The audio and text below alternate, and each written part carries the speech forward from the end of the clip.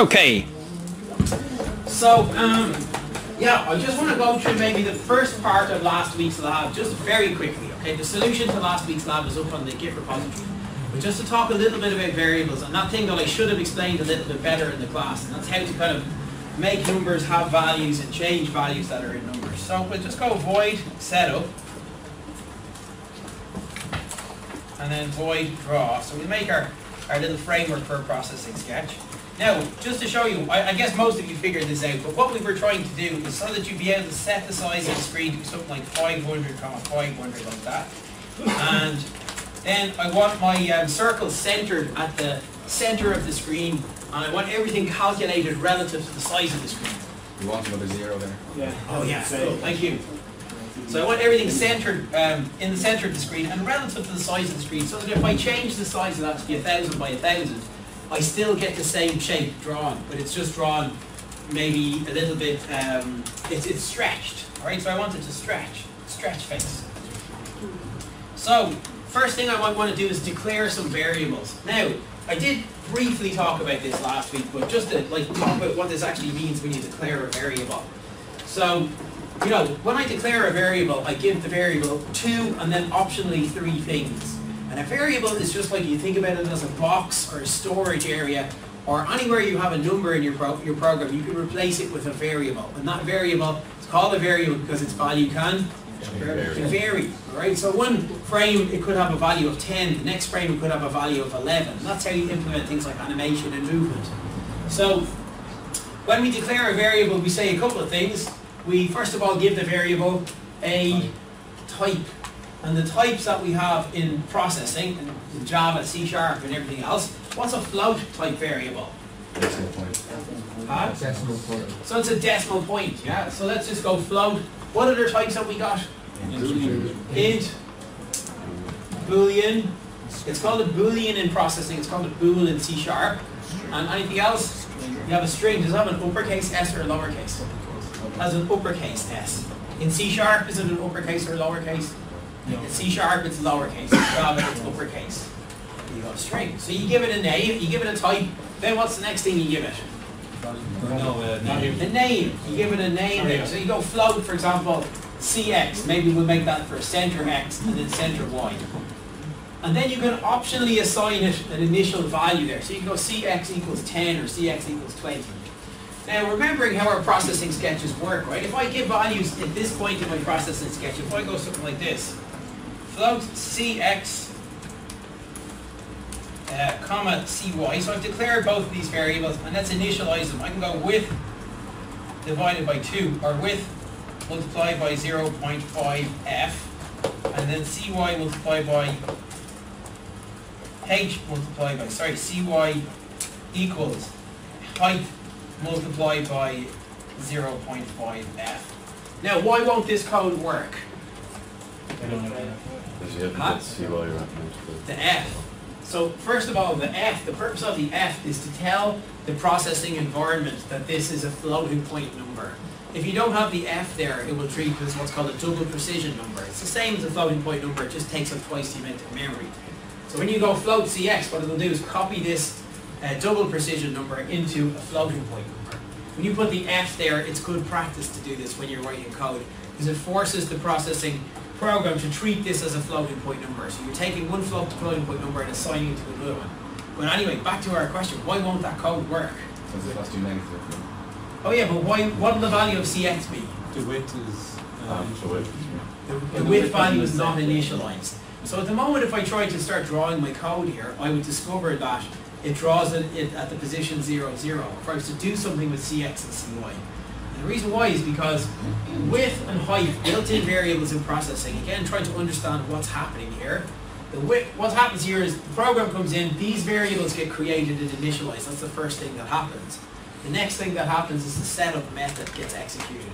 So at this point here, the width and the height variables are 0 until the setup method is executed, and then once the size method gets executed, then these variables width and height then will have a value.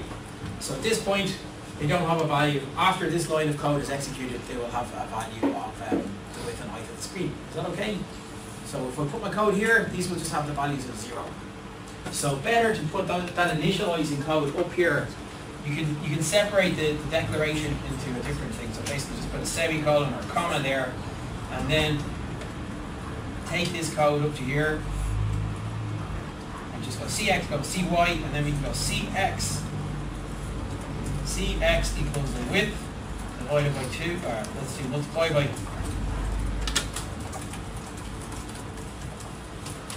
and then cy equals height multiplied by 0.5 f. Now, because I wanted to use as many variables as possible, let's go float, or, well, let's go maybe call it face width. So the face width then, I can just go, it's equals to cx. Because it's the same, it's the width of the screen divided by 2. Because I want my radius to be half the width of the screen. Alright, so that's my face width declared. And I'm just going to do one of the eyes, right? Because once you can figure out how one of the eyes works, you can figure out the rest. Now, for the eyes, let's just do this down here. Okay, so let's put our first ellipse in here. In fact, let's just put in some yeah, let's do here.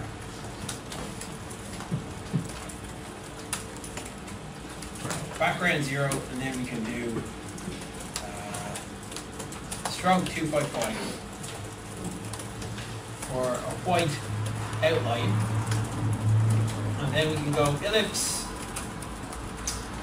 cx, comma cy. So I'm replacing, you know, the hard-coded numbers with variables, and then I'm going to go face width. So it should be face width multiplied by 2.0f, and then 2.0f. So I'm going to take face width multiplied by 2. Because face width is half the width of the screen. Remembering those last two parameters for the ellipse are the width and the height, not the radius of the circle. So that's going to draw a face, and that face will resize regardless of what size the screen is. And we'll just do one eye. So what I'm thinking for the one eye is, I'm thinking that if my face is like this, you know, maybe I'm going to divide the face into 4, and I'm going to use like half of these, you know, calculate these positions as being like the left-hand quadrant and the right-hand sort of, you know, part of the circle. So to calculate the x and y coordinates for the eye, let's go ellipse. So now, my x coordinate, well, cx is going to be the center x, so I can take cx multiplied by 0.5, and that's going to get half of that again. And then cy, well, down from the top, why don't we use cy multiplied by 0.5f. And then the radius of this, why don't we get the radius of this also to be dependent on how wide the screen is? So why don't we take something like face width multiplied by 0.1f. So that's going to take 10% of the screen width to make the... Oh, actually that shouldn't be called face width. That should be called face radius, shouldn't it? Because it's not the width.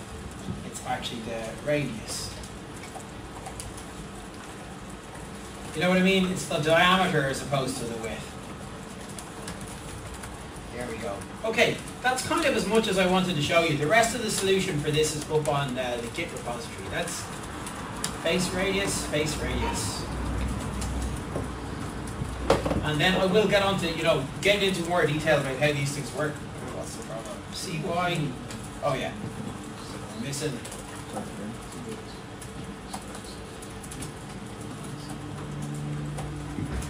Missing that. Let's click the play button. Okay, let's set the fill to be 0.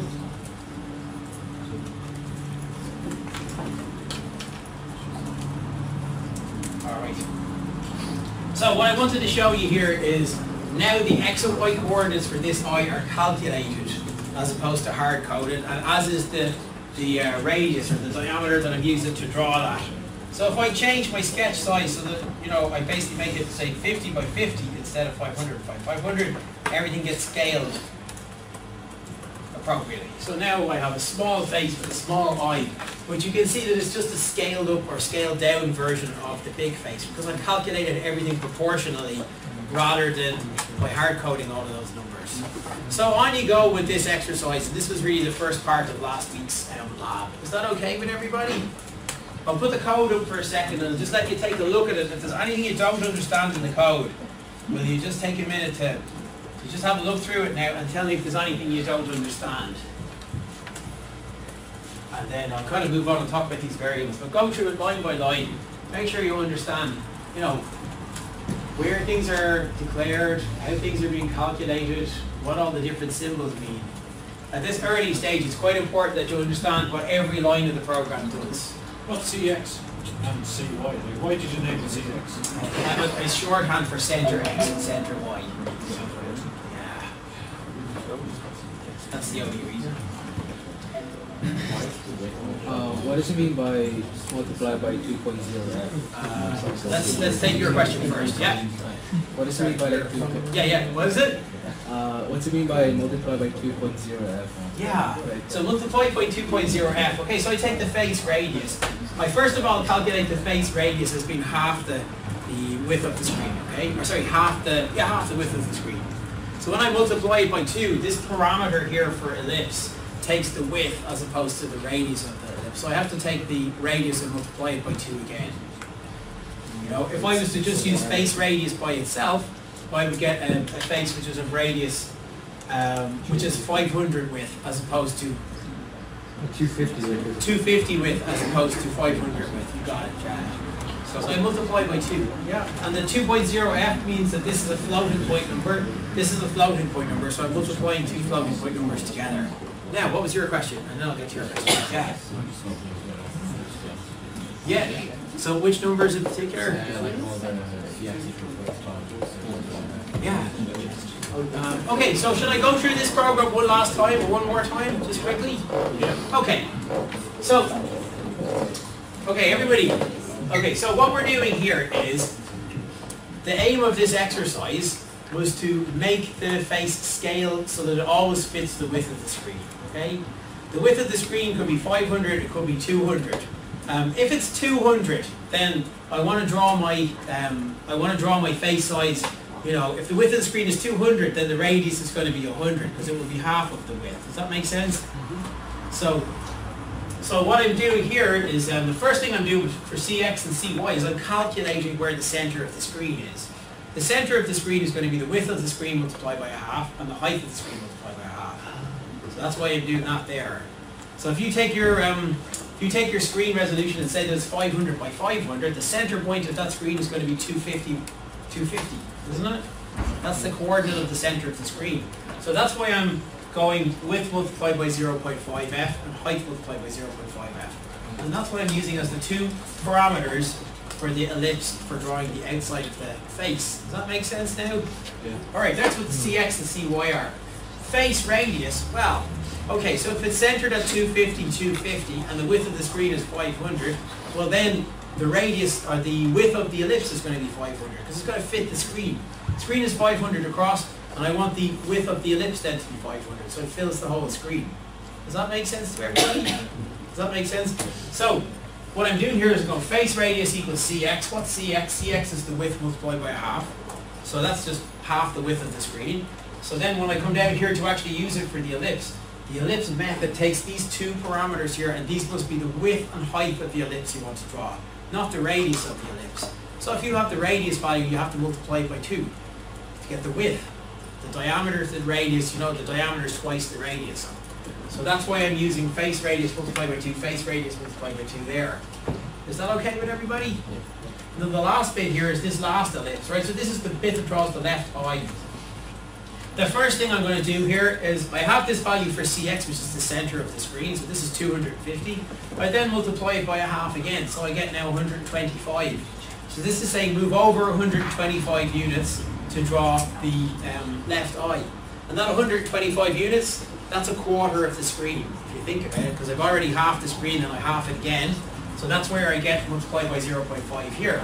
The same for this as well, I'm taking a quarter of the screen. If you wanted to write these slightly differently, and I know that this is going to work as well, you could write it like that. You could say, okay, take the x coordinate as being the width of the screen multiplied by 0.25. And that means that will give you the same number. That's exactly the same number. So I take it already, Cx is the width multiplied by 2, and then I'm multiplied by a half, and then I'm multiplying it by a half against the same thing, and the width multiplied by 2.25. So the same for the y value here, and then for this here, okay, so the radius is 500. I'm just saying multiply it by that to get 10% of it, and 10% of the radius is what I'm going to use for that I. So that's what all of those numbers mean in relation to that sketch. Is that okay with everybody? Yeah. After a while, you get very good at analysing these little problems. We'll do a thing with triangles today. Think, okay, what are the numbers I know? What are the numbers I need to calculate? Let's make variables for all of these things. Let's assign the values to the variables whose values I know, and let's calculate the ones that I don't know. And then you can draw your sketch relative to those kind of values. And we'll do a couple of little trigonometry problems today. Can I just ask, before I do any trigonometry stuff, we'll do these simple things before we get to that. Let me just ask you a problem here and just see if you guys know the answer to it. And just tell me if you would know how to calculate such a thing, right?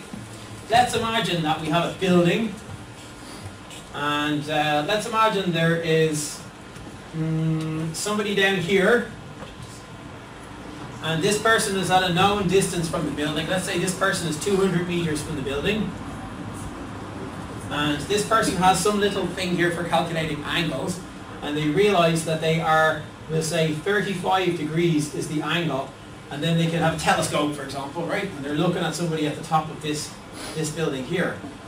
All right, so they're pointing a telescope up at 35 degrees. You see somebody at the top. They're 200 meters from the thing here, from the base. So there's two things we can calculate here. Number one, you can calculate the height of the building. Number two thing you can calculate is, if you really wanted to, you can calculate this distance here. So could I just ask a quick show of hands, how many people would know how to calculate those two things?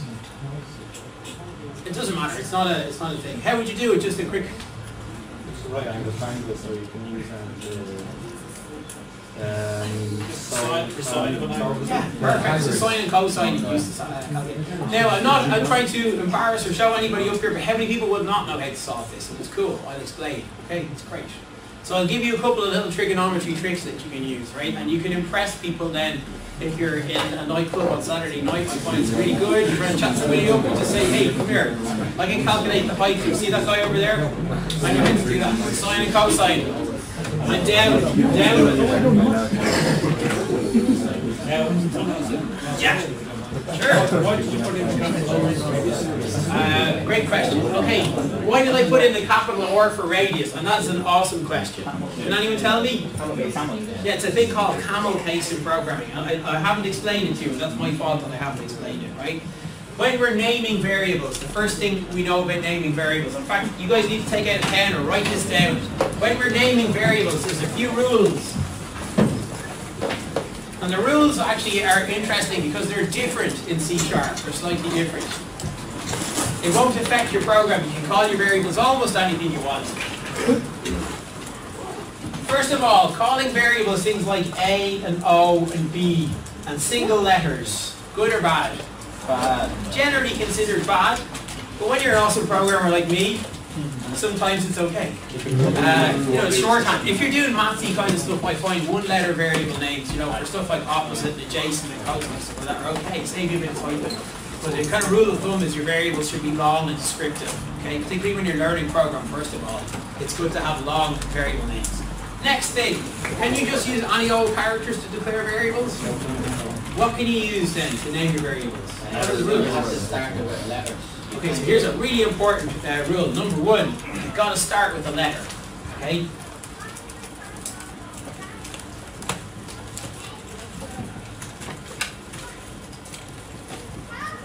Next rule for naming variables. Any other rules?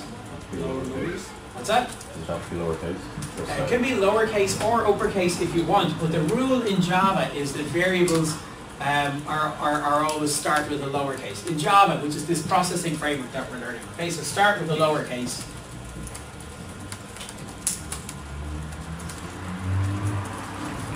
What about separating your words with underscores? Is that good or bad? What's that? That's due to capital letters. Yeah, so there's all these are what are called naming conventions. If you really wanted to, you could call your variable something like face underscore radius, okay? But I don't know, that kind of looks a bit ugly on the screen, and it's not the sort of convention the convention is that you start with a lowercase and that every subsequent word begins with an uppercase. So the correct way to name that would be face with a lowercase and then uppercase radius like that. Next of all, can we use things like spaces, apostrophes, the hash symbol, semicolons? No. So you can't use any punctuation. Okay, no punctuation apart from the underscore.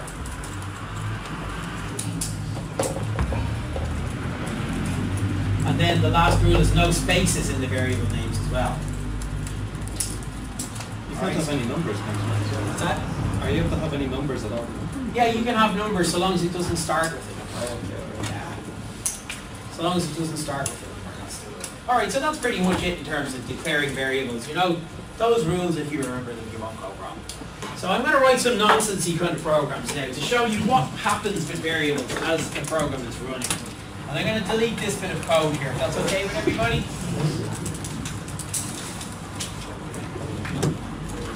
We'll delete all of this code, right? Okay. And I'm going to write just some nonsense programs here that don't do anything useful or draw anything useful, but just declare variables, assign some values, and so on. Yeah, so we've all of those things. Okay, next rule of variables. Where we declare variables is absolutely important. We kind of have, in processing in Java, you've kind of got two kind of broad categories of where we define variables. If I make my variables outside of the draw, open and close curly brackets, and this thing, we can make variables here. What's the rule for variables I make here in this part? Yeah, first of all, we call them global. They're called global because they can be used then anywhere in the sketch. Alright? So, yeah. And if I declare my variables inside these curly brackets here, we call them, what kind of variables do we call them? We call them local. So we have global and local variables. Within local variables, there's actually different types of local variables as well, because variables can be local to the method or they can be local to the block. And in fact, this is probably a better way of thinking of local variables. They're local to the block of code in which they're declared. A block of code begins with an open curly bracket and ends with an open curly bracket. These things together are called blocks. That's a block of code. Right? Anytime we open a curly bracket, and when you declare a variable inside a block, you can only use it inside that block. Alright, and that's kind of like a local. It's local to the block in which it's declared. As opposed to local to the method, is it? Yeah, even ones that are local to the method.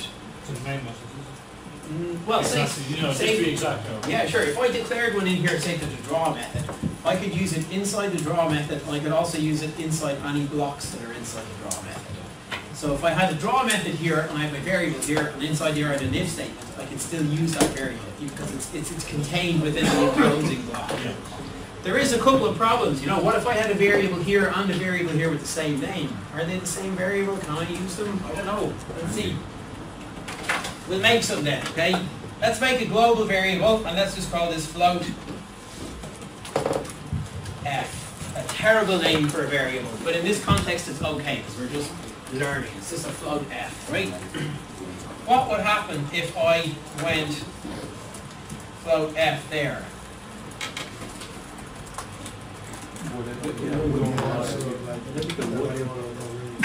Would we get an error, or would it just create it? Well, let's try it again and see what happens. What's that? It's the same name, so.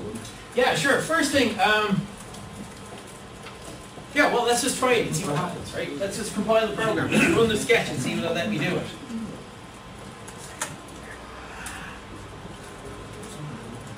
Yeah, I'm relieved, because I did think it would allow me to do that. Okay, so let's do something interesting here.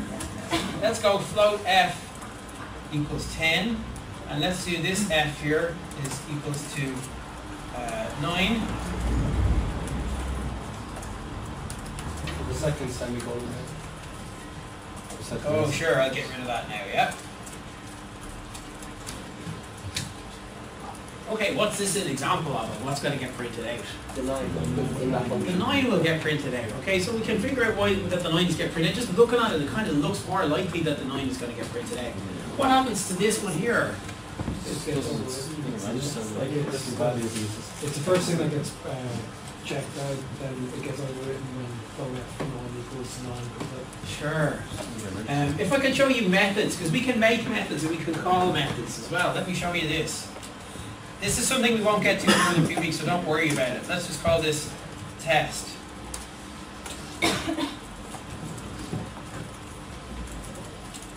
Okay, so there's a method. Same as draw, same as setup. That's what you make. That's what a method looks like. You call a method the same way. You just go test. Okay, this is how you call a method. Same ways we call, same ways we call println, which is a method, or size. You just call it. This is one that takes no parameters. The interesting question now is what is going to get printed out. Is it going to be 9 or is it going to be 10? Yeah, What's that?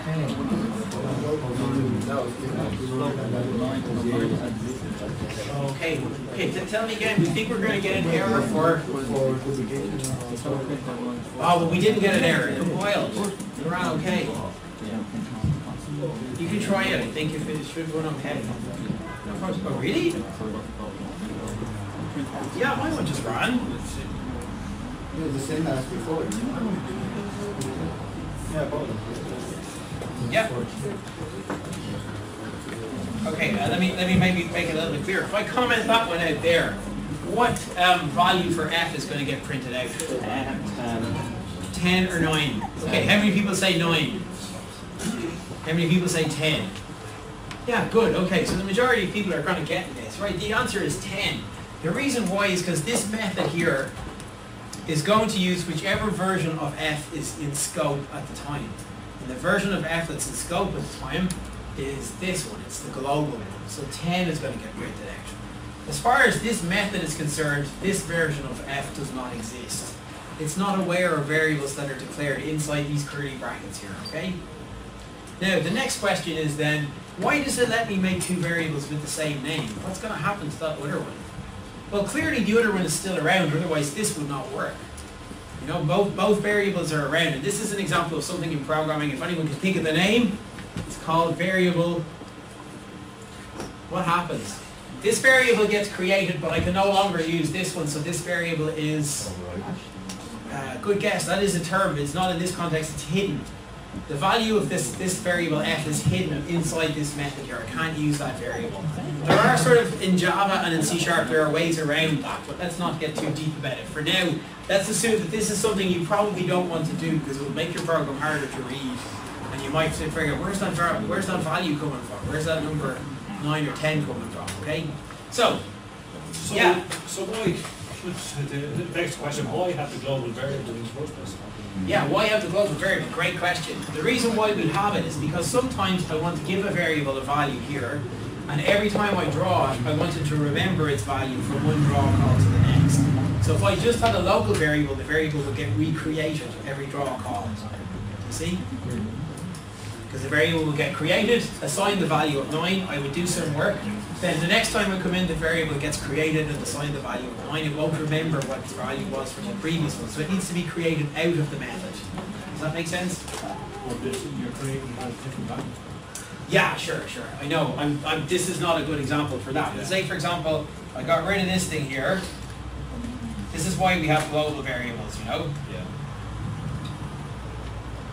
Sorry, test. And then I can go stuff like f++. So now I only have one value, and I'm going to increment that value each frame, and its value is going to get changed. So I can remember things from one frame to the next, and that's why we have global variables. All right, this is a little bit of a deep topic, but nevertheless it's an important topic, okay? What I kind of wanted to get to is this idea of scope, and that variables are created inside the block that they're declared in, and they can only be used inside that block or any enclosing block. And then we have also got this concept of variable height. Okay, let's do some things with variables, right? Here's float f. Let's take our float f, bring it down here into the draw method. Things that we can do to f. Well, I just go something like this, f equals 11. What's that called in programming? An assignment. It's called an assignment. Okay, so let's write a comment up there. This is called an assignment. What does an assignment mean? An assignment does not mean that f is equal to 11. It means 11 is assigned to f. Yeah, it means the value of, or f is assigned to the value of 11. You know, it doesn't mean like, in this example here, you go, how can f be 10 and f be 11 as well? It's not. What's happening here is, this means take the value on the right and copy it into on the variable on the left. Does that make sense? So that's an assignment. Next thing we can do with variables, we can do stuff like this. F equals f plus 10. Now again, on first glance, that looks really illogical. How is it possible for a variable to be equal to itself plus 10? But it doesn't become illogical if you understand that this is called the assignment. It doesn't mean equals in programming. What this means is evaluate what's on the right-hand side, and then copy it into the value on the left-hand side. That's what this means. So that takes a previous thing. So What's it'd be 21, wouldn't it? Yeah, so in this example here, we take 11. We're going to take 11 plus 10 is going to be equals to 21, so the value held in f then becomes 21. Is that okay with everybody? This is absolutely crucially important. No programming that you ever do in the next 4 years will make any sense unless you grasp this really fundamental concept of how variables work, right? So this means that f takes the value, add 10 to f. Okay, we're going to show you some other ways of writing the same thing. In addition to writing f equals f plus 10, you can also go f plus equals to 10.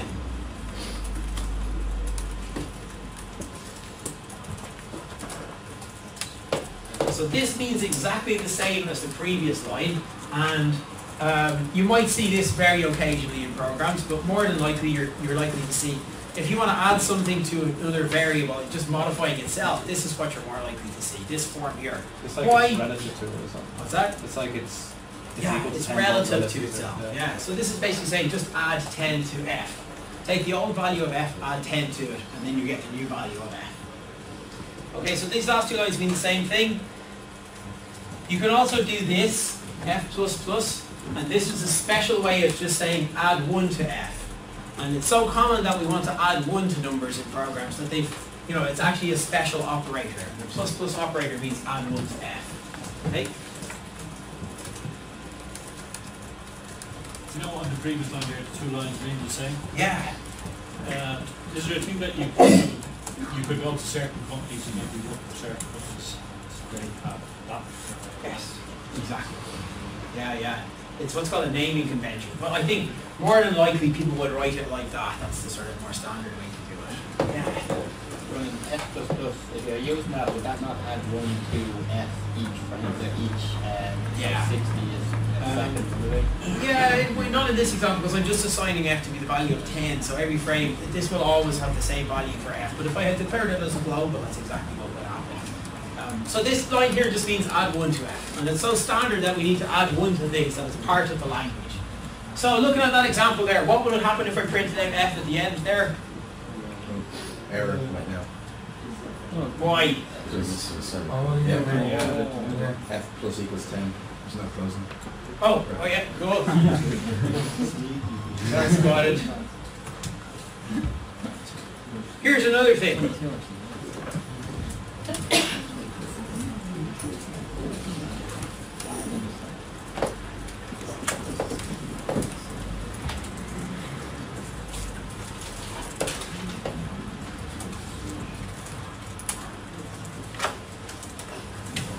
Okay, so there's 2 ways of writing adding 1 to f. There's this, which is f plus plus plus. This is called a post-increment. And there's this, which is plus plus f. They both will result in adding 1 to f.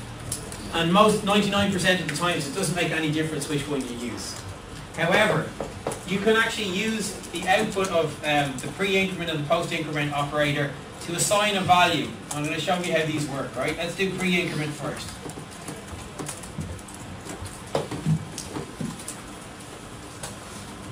Pre-increment works like this. Let's say I have float A and float B. And let's say I go B equals 10, and then I go A equals plus plus B. And then you go print ln A, and then print ln B. So I'm going to print A and B here, and I'm going to do some operation on them. And there we go. That's a little pre-increment operation here. What do you think? What's going to get printed out for A? 10 10, 10, 10, 10, 10. Oh, no. Well, it's going to be. Well, let's imagine that these are being declared every frame, so I'm just going to get the same number getting printed out, okay? Because this assignment's going to happen every frame, so don't worry too much about the frame at this point. We're just talking about, we say, one run through this program. So either, you know, A is going to be the value of B before I add 1 to it, or it's going to be the value of B after I add 1 to it. In both cases, B gets changed, all right? B gets 1 added to it. But in this example here, this is what's called the pre-increment operation. And what this means is that A takes the value of B before you add. So B is 10 here. It's definitely pre-increment. Yeah. Pre-increment? Jeez, I don't know. I'm going to have to actually run this program because I'm slightly confused myself. Is it 1 plus 10? Huh? Is it 1 plus 10 instead of 10 plus 1? 1 plus 10 or 10 plus 1, they're the same, aren't they? Yeah, well, one's greater than one's. Yeah, that's the thing. Either it's going to be 10 or it's going to be 11. This is pre-increment. In fact, now that I think about it, what this does is add 1 to B and then assigns the value to A. Now that I think about it, what this is going to print out is actually 11. Because that's what pre-increment does. Post-increment, I think what it does is do the assignment first and then the addition. Yeah. But does it not do it on a continuous Yeah, they'll just repeatedly do the same operation. But don't forget, because I'm declaring these variables and doing these assignments here, they'll always have the same values. They will print them all out, then come back in and do the exact same thing again, no modification. They'll just get the same set of numbers printed out every time in the draw method. You know, if it makes it clearer for you, I'll move all of this code up to setup so you can see that, you know, the point of this is not that it's in the draw method, you know. The point of this is just to understand the variable things. Yeah. So let's run it and see what gets printed out. I have a feeling what's going to get printed out here is going to be 11. 10. Yeah, 11 and 11. Okay, so there's no weirdness here. There's absolutely no magic. You just need to learn off. When you see this thing here, this pre-increment operation, what this means is add 1 to B, assign it to A. That's what it means. And the adding happens first, and then the assignment happens. So B actually gets changed even though you're not actually saying B is equal to something. Yeah, exactly. That's because this operation, this plus operation, always adds 1 to B. So it'll be It's not like going B plus 1. Yeah, so yeah. Yeah, it is weird, but it's a thing. This actually comes from a very old programming language called C. Have you heard of the C programming language? So the C programming language was invented by Kernighan and Dennis Ritchie. John Kernighan and Dennis Ritchie, you know, and they were two guys, and they developed this thing called the Unix operating system. It was all developed back in the late 60s and the early 70s in Bell in San Francisco, and they were all taking LSD and magic mushrooms and stuff, so, you know, listening to the Beatles and going to Woodstock and all. So, like, this is all really goes back into the depths of time in computer science, why we still code like this. It was these guys that invented all of this stuff, you know? There you go, they were on LSD, and they call it for pre-increment and post-hoc increment. This means, yeah. Well, they're good ideas. Does that tell you about LSD? The fact that we're still using it. This means add 1 to B and assign back to A. So B, by the way, just to be clear, let's do it a slightly different variant of this thing, right? There's float A and B. Let's go B equals 10, and then A equals B plus 1.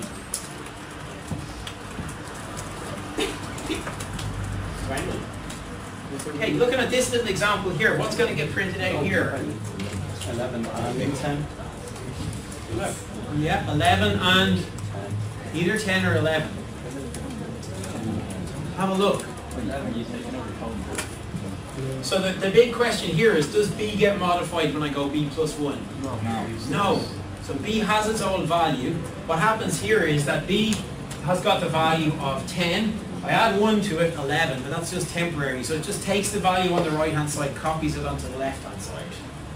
So B takes the value of 11, A is now going to, B stays at 10, but temporarily A is going to have the value of whatever B plus 1 is.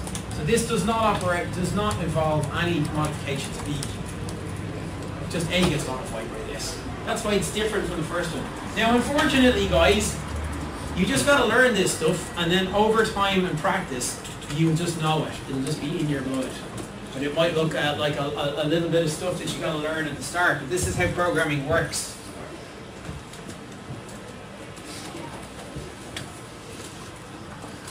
And it might help maybe if I put this sketch up on the Git repository, and if you go through it then in your own time, so you make sure you understand what each of these operations mean. Finally, let's do the post increment.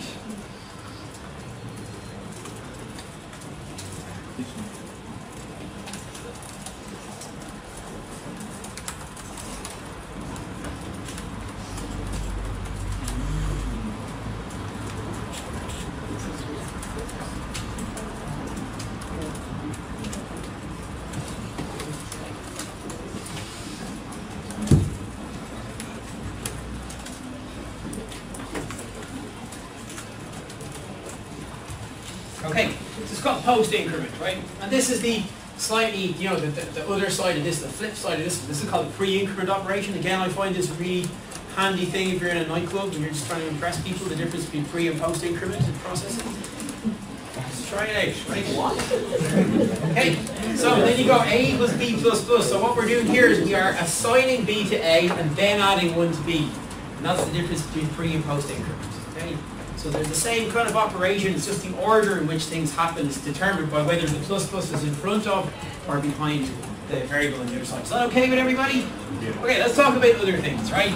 Pre-increment, post-increment, adding 1 to B, lots of other things I might want to do. Let's say I want to just go B is equals to 10. A equals B multiplied by 2.0f.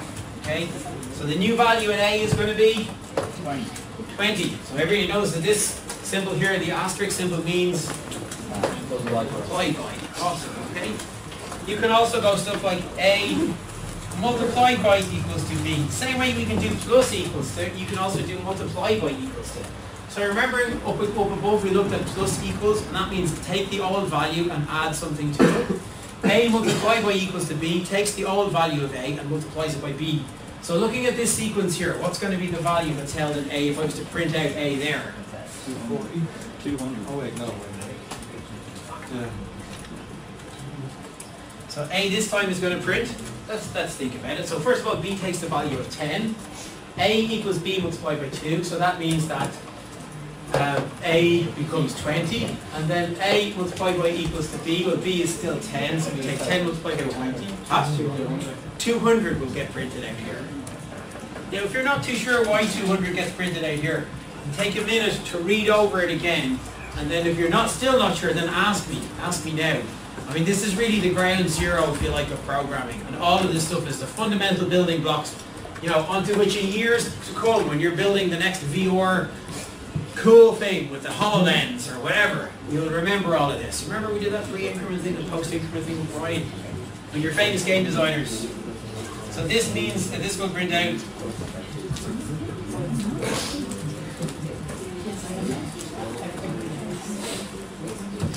okay, we can also do B equals 10, A equals B divided by 2, and then you could also go A divided by equals to B. So this code also works, right? A equals B divided by 2, does B get modified by this? No. No, A gets modified by this. In this one here, does B get modified? No. No, again it's the same thing. A equals B divided by 2 is the same as, sorry, it's not quite the same, right? A equals B divided by 2 means take the old value for B, divide it by 2, assign the value back to A without modifying B. B does not get changed in this operation here. In this operation here, A divided by B equals to B. This means take the old value of A and divide B into it and change A correspondingly. Okay? So in this case, if A, in fact, we might just give it numbers to these things, right? Let's say if A was equals to 50, let's say, and then A divided by equals to B will give A divided by equals to B in this example here. What will A's value be? 5 still, yeah. It will be 5. So this line here, what's the relationship between these lines here, these two lines? They're both assigning values to A. So which one will it get? Yeah, it gets both of them. It gets this one first, and then as soon as this line of code executes, it gets overwritten with this one. And that's the idea that things happen in a sequence in the programming. You start in the first line and go on down the program. Okay, so this is basic stuff that we can do with these numbers. Let's try a little exercise, okay, just to get you thinking before we go and talk about Boolean values. Let me set up a little scenario for you here, okay? And it's a good one, you like this, right? Let's say float Q W.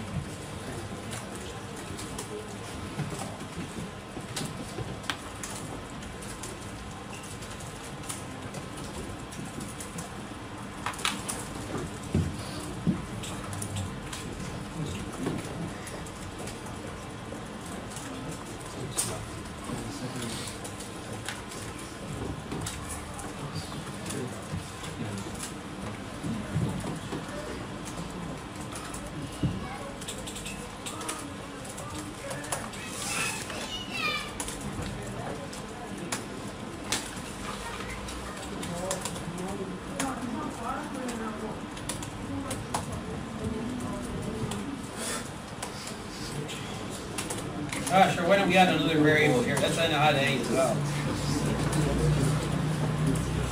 So now we've got QWP.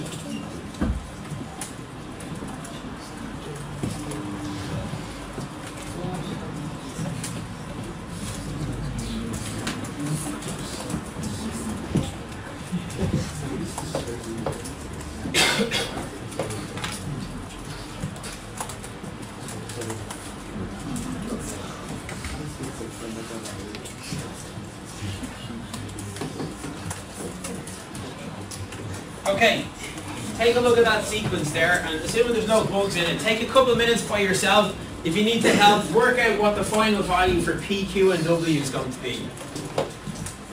Alright, do it on paper, and just write little boxes with P, Q, and W, and as their values change, and don't type it into your processing program, do it on pen and paper. Work it out in your heads to make sure you understand what each of those symbols means.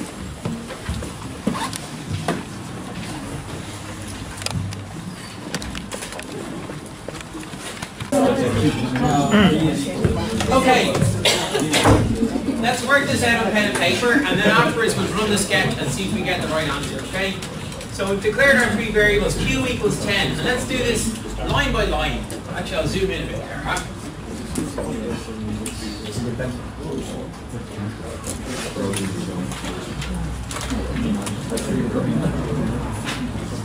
Yeah, so like I say, the way to do this is just to make three boxes. Guys, quiet please if you don't mind. So we'll make three boxes and we'll name them. So that's my Q box, my W box, and my P box. They're my two variables. There's Q, W, and P. And every time we execute a line of the program, we'll see what effect that has on those three variables. Right, so the first thing, Q assigns the value of 10. What happens to Q? 10. It goes to 10, exactly. W and P, nothing. These actually have their default values. Sometimes the compiler, if you try and use them without assigning their default values, will say, hey, you haven't put a value in this yet, try and use it. But their default values are kind of 0 in Java. If you don't assign them and the compiler doesn't catch it, then it'll have a value of 0. So then we go W equals plus plus Q. Well, let's just do this in two steps. Does Q change in this statement here? Yeah, so Q changes to 11, doesn't it? Yeah. Now, Q, W. This is what we call pre or post increment here. This is pre-increment. So that means what happens first? The increment or the assignment? The increment happens first and then the assignment happens. That's what pre-increment means, right? So in this case here, Q is takes the value of 11 and then W takes the pre-increment value. So that will take the value of 11. Because the increment happens first and then the assignment happens. The next thing that happens is Q plus plus. Does Q get changed by this operation? Yeah. Q becomes 12. So Q now takes the value of 12. Next thing that happens, W multiplied by equals to 6. So it takes the old value for W, which is 11. And what does it do to it? Multiply by 6. So then the value of W should be 66. Awesome. So then W equals W multiplied by Q. So Q is the value 12, and then W multiplied by Q is going to be 12. 792 then. So W changes to 792. Then we have Q multiplied by equals to 2.5. So we take we take the 12 that's held here and we multiply it by 2.5. So that becomes 30. Oh, sorry. Oh yeah, 30. Yeah, 'cause it's 24 plus 6. Yeah. Then we go W plus plus. So 792 becomes 793. Awesome. Then plus plus Q, 30 becomes 31. And because these are pre-increment and post-increment, in this context, does it matter? Doesn't, because we're not doing any assignment. It only matters if you have equals to the left of the pre-increment or post-increment. Then we go P equals SQRT9. So that's a built-in method in processing for calculating the square root of a number. So we take P and we get the square root of 9, which is 3. Awesome. The last thing, Q equals W divided by P. So we take Q and we take W and we divide P into W to get the new value for Q. So that means we take the number 793 divided by 3 and we get 264, is it? Excellent, excellent. All right. So then we print out the value for P. So P gets printed out as 3. Q gets printed out as 264.33. And W hopefully gets printed out as 793. Did everybody follow all of those different steps? Did you get the right answer? No, I'm just Q multiplied by or equal to 295. Yeah. Okay, that was 30, yeah. It was 2 times and then a half again. 24 plus 6. So we'll just see what gets printed out here. So 3, 264 and 793.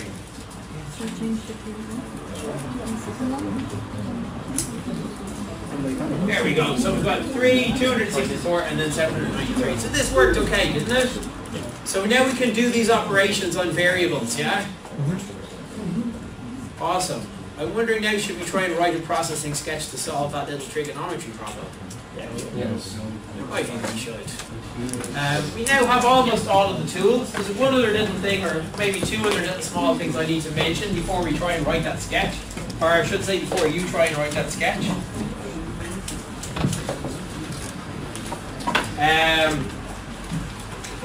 Yeah. Let me bring this up for a second. How much time have we got? We've got, yeah. So I'll maybe explain this for about 10 minutes and then I'll let you guys try and solve this and write it yourselves for maybe the last 20 minutes of the class, right? Let me turn this thing off for a second. Or can it be turned off? The off button doesn't work. So maybe if I just get a blank screen over here.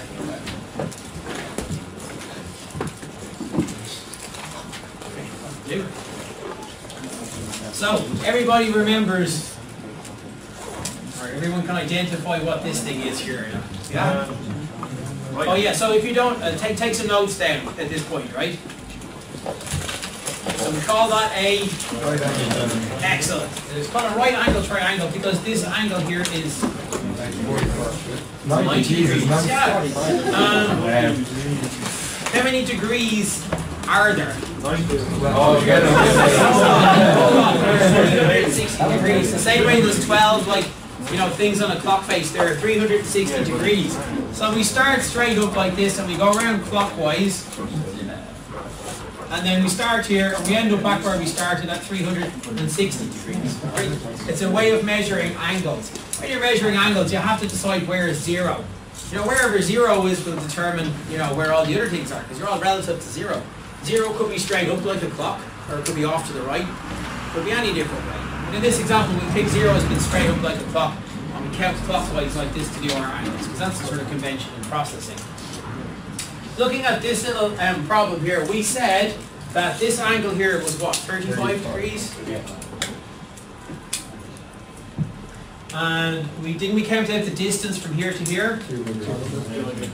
200. Okay, so just the trigonometry thing for those who maybe don't remember this, or it's been a long time, I'm going to really quickly go through the trigonometric functions.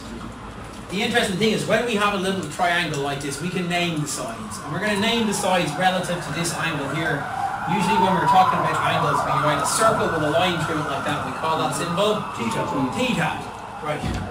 In relation to theta, what's this angle? What's this side of the triangle called here? It's called a hypotenuse. Why is it called a hypotenuse? It's opposite the right angle. Hypotenuse is always opposite the right angle. In relation to this angle here, what do we call this side? This is called the opposite side, because it's the opposite to that angle. And then this is called the adjacent side. So I've got opposite, adjacent, and hypotenuse. Before we do anything else, and before we get into the trigonometric relationships, there is a relationship between O and A and H, isn't there? And what's that relationship called? Yeah, the relationship between O and H and A. It's even before we get to H is equal to Square root of the square root of H is equal to the square root of O. Yeah, you can write it like that. H is equal to the square root of A squared plus O squared. And that's called the theorem of Pythagoras. And you probably remember it from primary school or secondary school. The square of the hypotenuse is equal to the sum of the squares of the other two sides. And that applies for every triangle. And we'll use that relationship to calculate distances. You can also write it as H squared equals A squared plus O squared. And we just square root both sides and you end up with that little relationship there. Now, talking about relationships between sides, right? I'm going to draw another triangle over here, this blue triangle. And in this blue triangle here, I have some other sides. Let's call this O prime, and let's call this H prime, and let's call this A prime. And you can see in both of those triangles, let's say that A prime is all the way over to here, right? So it's just the same triangle, I've just extended the sides out a bit. Does everybody see that? So, although O, A, and H are not the same as O prime, A prime, and H prime, you can see that as O increases, A also increases, and H also increases. Can you see that? You increase one side, in order to maintain the same angles inside, you've got to increase the other two sides as well. What's interesting is if you divide the lengths of one side into the other side, and then you do it on a small triangle and you do it on the big triangle, those numbers don't change. Those numbers are what we call the trigonometric ratios. We have three ratios. For example, if I was to take the O side and divide it by the H side, that's also equals to the O prime side divided by the H prime side. Do you believe me? Yeah. It's true. Trust me. I didn't make this up. A guy made this up several thousand years ago, and now we just follow what he came up with. Okay? So, yeah, these are ratios. When you divide one thing by another, it's called a ratio. Similarly, we have this other ratio, which is the A over the H ratio. That's the same as A prime over H prime. Maybe I should do these in separate colours so you can see the colours, you know. And then we have this other one, which is the what's the tangent relationship? Sakatoa? No, that's the sine relationship. Tangent is the opposite over the adjacent. Is the same as O prime over A prime. And these also have names. So let's put the names of them in here. And they also have a relationship to the angle. The first one up here, number one, is called the sine relationship. And you can say that the sine of the angle theta is equals to the opposite over the hypotenuse. All right? And that applies for every right angle triangle, you know, 45 degrees or 35 degrees. It doesn't matter how long the sides are. The ratios of the lengths of the sides do not change. Then we can also say the cosine of theta is equals to the adjacent over the hypotenuse. And number three, we can say that the tangent of theta is equals to the opposite over the adjacent. So there's our three relationships. So sometimes we're given an angle and we need to calculate some sides, and these will typically work. Sometimes we're given sides and we need to work back to calculate the angle. And we have these other ratios, and they're the inverse relationships. So we can also say that the O is equal to H. what's that? If you're doing 1, O is equal to H times. If I'm doing Oh wait, no, sorry, yeah. oh yeah, if in a unit circle, is that what you're talking about? No, When H is sorry, 1, then you don't divide by. Anyway, Theta is equal to... yeah, we can also theta is equals to the inverse sine. It's written like that. It doesn't mean to the power of -1. It means the inverse sine. And mathematically, I'll show you how you write these in processing as well. Of the opposite over hypotenuse. Theta is also equals to, the cosine, inverse cosine of the adjacent over the the hypotenuse, and theta is also equal to the inverse tangent of the opposite over the adjacent. Now I propose we do a few of these problems in processing. We'll do one today, we might do another one at the start of next week's class, and we might do one in the lab as well. Just so you get into practice of working out which of these you use to solve different problems. So we have all these ones, and yeah. So looking at this triangle here, I can see that to calculate O, the opposite side here, well, I can use one of these relationships. You can say that the sine of the known angle 35 is going to be equals to the opposite, the thing that I'm looking for, over the No, you have to use. oh, sorry, because the one I have is the adjacent. I have this one here. You can get the other one if you want. Yeah, I can get it. Let's do it in order, you know. Let's do it in order. I know the length of the bottom because I'm given the distance from here to here. It's 200. Yeah, we were given that, and we were given this angle here, so I know the length of that side. What you can say then is you can say that the cosine of theta is the adjacent, which is 200 over the hypotenuse. This is if I wanted to calculate h. What I really want to do is calculate O. So maybe I should use the tangent one. The tangent one will be the right one. Let's use the tangent one. You can say that the tangent of 35 is equals to the opposite over the adjacent. So the opposite is the thing I'm looking for, and the adjacent I know, which is 200. Does that make sense? In that one there? Because I know that there's only one number I'm looking for, which is the opposite. And the adjacent I already have. So now I have this equation with only one unknown in it. So you can go the tangent of 35 times 200. Just multiply both sides by 200 is equals to the number that I'm looking for. So that's how you would calculate that length of that side there. Okay, so that's how those relationships work. I mean, we'll do one of these problems. We'll do this one today. We'll do another one next week, okay? But for now, do you think you could write a processing sketch to calculate that? Okay. I'll give you the trigonometric relationships. As you might imagine, to get the sine of something, you type sine, and then you put in whatever number or variable you want to pass in, and this will give you back the sine of it.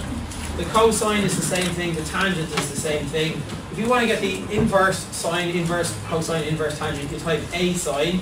These are the inverse, a cos, and a tan. And one last little thing is angles in processing and in most computer programs are measured using a different system. They're using the radians system. Have you come across radians? Yeah. So radians are really easy. Once you get used to using radians, you kind of don't want to use degrees anymore. Radians are just smaller numbers. So we have 0 degrees, come all the way around, we've got 360 degrees. In radians, we start at 0, and you walk all the way around here, and you end up with roughly 6.28 radians. And that 6.28 is what we call 2 multiplied by this magic number called pi, pi being 3.14. Okay, so how does that work? Or why is there 2 pi radians? Why is there 2 pi radians in the circle? Why not 2? Or 5? Why do they pick such a weird number? Why did they pick such a weird number? Because pi is unique to every circle.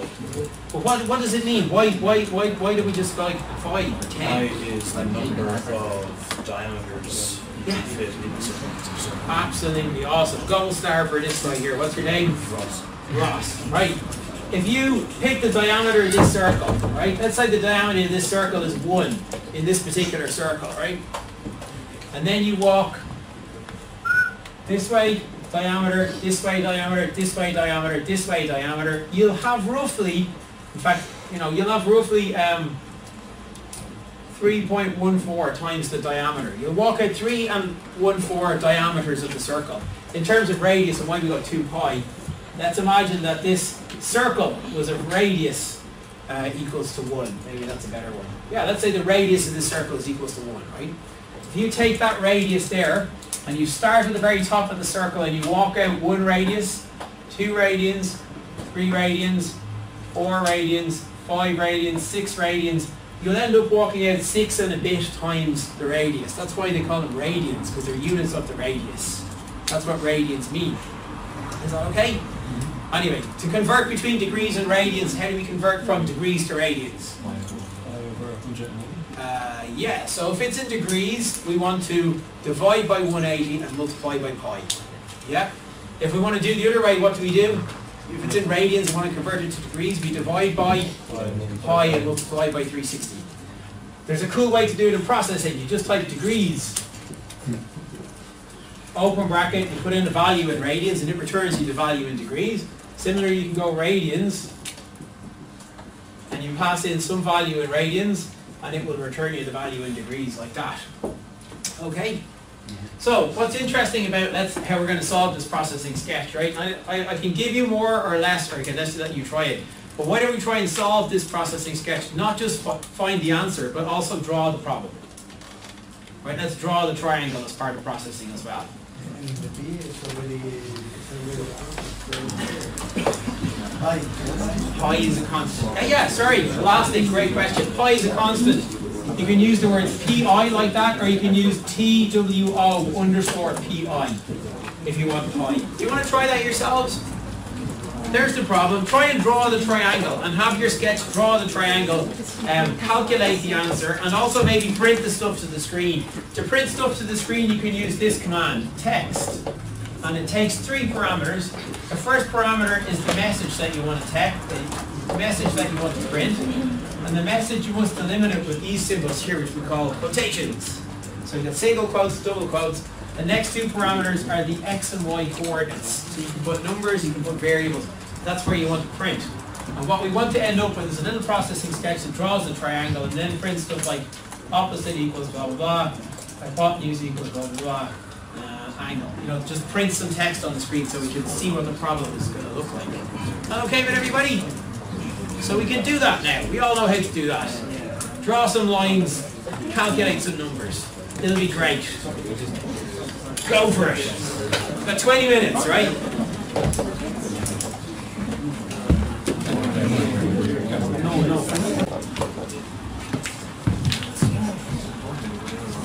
Alright, every processing sketch looks exactly like this. Void, setup, open brackets, close bracket, void, draw, open, close, down. Okay, we're done. Alright, let's make some variables now. Or let's set the size of the screen, 500, comma 500. Now let's make some variables. So, let's make variables for everything we think we would possibly need, right? I'm going to make variables for x and y first of all. Now, looking at what I need to draw this triangle, here's my triangle here, okay? I do need somewhere to start it all off, so I'm going to make that left-hand corner of the triangle the x and y value. Alright, there are 2 things I just have to decide. It's based on where I want this triangle to appear on the screen. So let's make those x and y values. And I'm just going to give some numbers to those. I want this to be, I want it to be over to the left of the screen, like maybe here, close to the bottom. So I'll just pick 2 numbers which are going to be over to the left of the screen and close to the bottom. So I could go x is equals to the value of maybe 20, and y is equals to some number near the bottom of the screen. So it's 500, so let's pick the number 400. It's going to be over to the left-hand side of the screen. Okay. In terms of my triangle, what do I have? I have theta, I have the opposite side, I have the adjacent side, and I have, if I really want it, the hypotenuse side. Okay, which of these values do we know? Well, we know the adjacent side, because we're given it. So I can go adjacent equals 200. Okay, so now given values for x and y, the bottom left-hand corner of my triangle, and given a value for the adjacent side, the other thing we're given is theta. We know that theta is equals to 35 degrees. So there you go. Now, again, really I should be doing this. See that? Good. There is minus 35. What's that? Minus 35? It doesn't matter, it's just 35. This is an angle. Yeah, I don't think it matters. It's 35 degrees, yeah?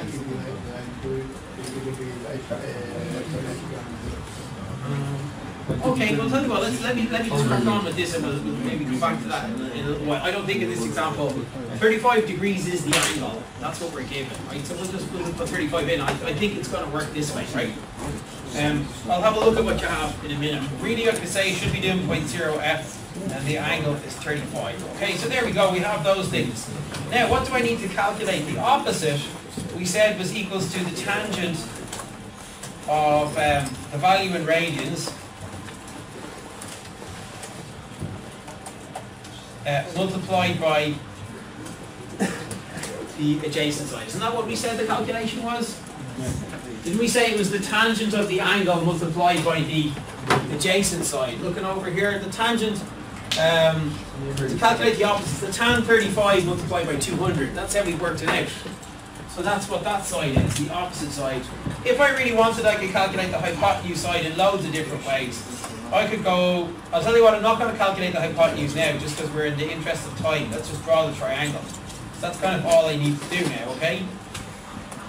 So, now I want to draw the bottom line, the line that goes along the bottom of the screen, which represents the bottom of our little triangle.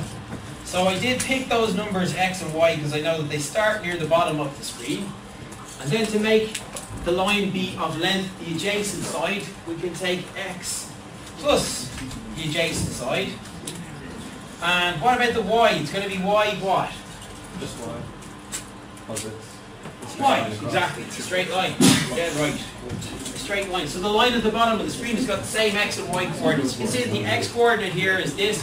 This is the distance for the adjacent side, and then the y coordinate for these is the same. They both have the same y coordinate. So that's that one.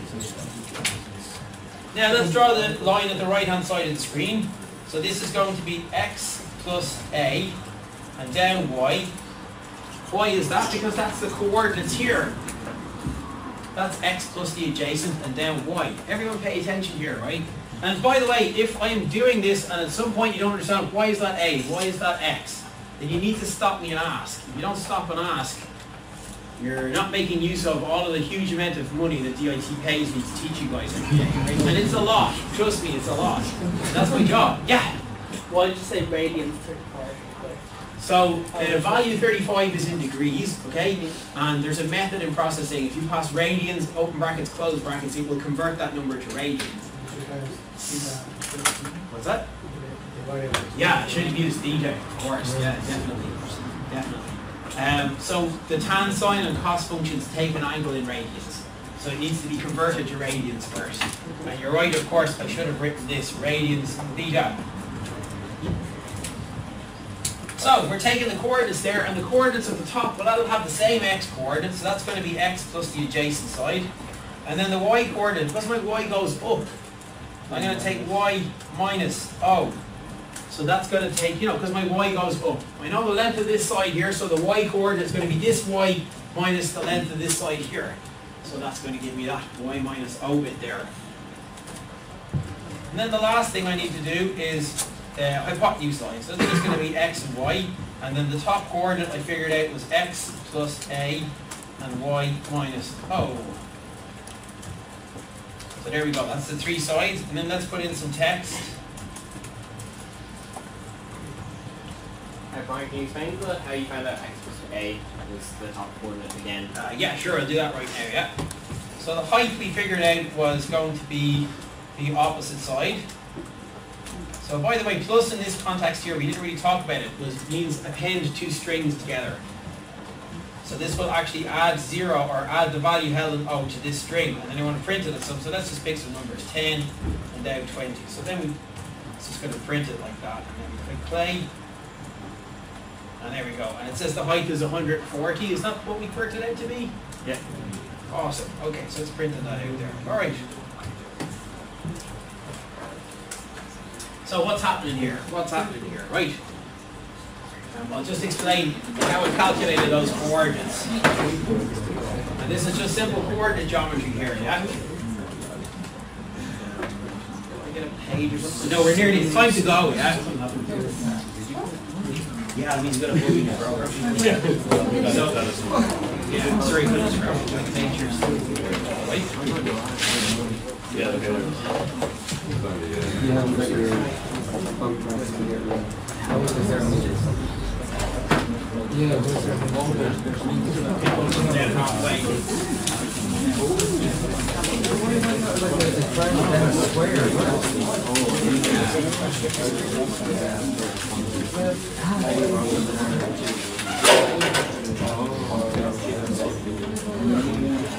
Okay, everybody look up and then we'll go, right? I've just decided arbitrarily, I've picked some numbers and I've said that this is going to be x and y and I'm going to calculate everything relative to x and y because I want my triangle to appear somewhere on the screen. So I have to draw it somewhere, okay? So you have to have some reference point. Next of all, I'm given the width of this bottom section here as being 200. So you can see that if this is x here, then this is going to be x plus 200, isn't it? Is the length of that, so it's just simple addition, right? Same for the y coordinate here. The y for this is going to be the same as the y of this because it's a horizontal line. So it's the same y, it's the same amount down. This side here is going to be of length O. And I know that the origin is in the top left-hand corner of the screen. So if I want to move up on the y-axis, I have to subtract. So that's why I take the y minus O, which is going to give me the coordinate of the top left-hand corner here. So that's why I do y minus O. Does that make sense to everybody? And you can see the x coordinate here is the same as the x coordinate on the bottom. So it's x plus the width. Is that okay with everybody? So that's how I calculated those. Yeah, we'll leave it at that for today then, okay? I'll put this sketch up and I'll put the video up tomorrow.